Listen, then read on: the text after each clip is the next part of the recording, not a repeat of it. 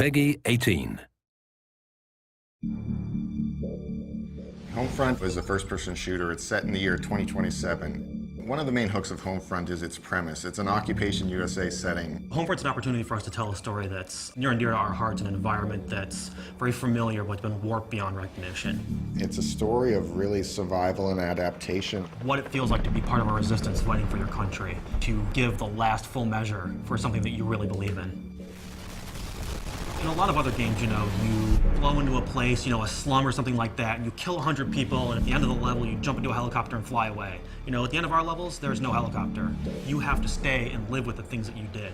Bringing 2027 to life in kind of a suburban and rural setting all comes down to picking the things that everybody's extremely familiar with.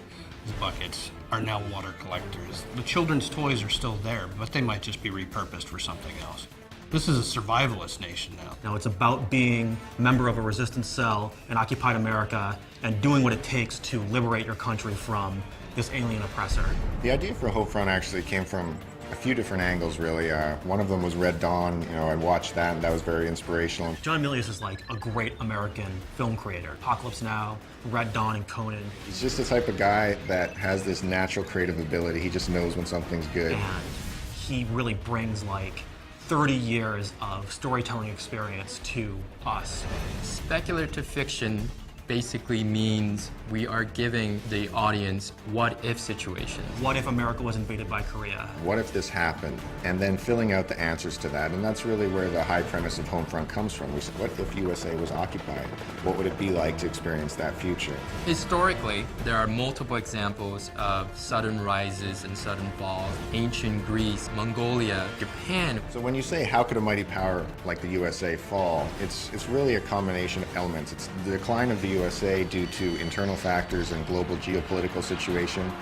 And there's a war in the Middle East. There's Saudi Arabia and Iran involved, and that disrupts oil supplies. And the rise of a new power. The United States' big weakness is their just-in-time economy. Your local supermarket has 3 days worth of stocks on the shelves. If something gets in the way and disrupts that, that's it for our country. Our country is on the razor's edge.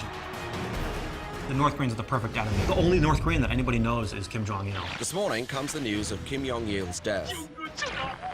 North Koreans greet their new supreme leader, Kim Jong-un. The North Koreans actually have the world's 4th largest standing army, which a lot of people don't know about. Now, what happens in the storyline is that we have North Korea being unified with South Korea to form one country where it has the economic power and modern military equipment. And within the storyline, we also have North Korea being in conflict with Japan. And training on American weapons and getting a lot of modern training and really building up a military from the other countries in the East Asia region. North Korea is able to invade the United States through its well-prepared military strikes. That involves a EMP strike. EMP is an electromagnetic pulse. It sends out a particular type of energy that blankets the Earth, and what that does is it deactivates modern electronics.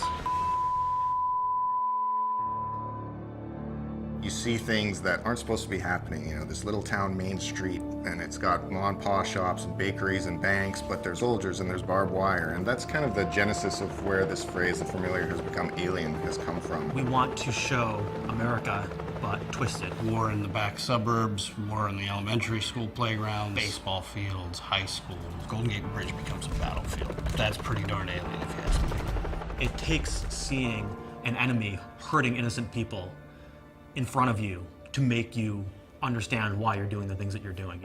This is your backyard. This is literally Homefront.